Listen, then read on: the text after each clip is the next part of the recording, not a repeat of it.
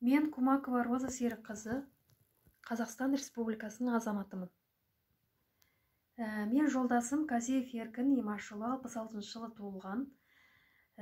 Осы 2022 жылдың 6 қаңтарында таңертең Алматы қаласына шеруге кеткен еді.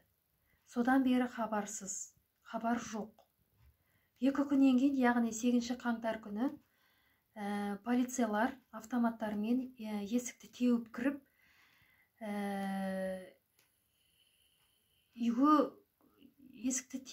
балаларды далаға шығарып, қолдарын бастарына ұстап, бір полиция қарап тұрды, екеуі үйге кіріп қарап шықты, тінтіп шықты үйдің ішін барлығын. Ешқандай құжат көрсеткен жоқ, өздерінің де тінту құжатын, куәлігінде көрсеткен жоқ.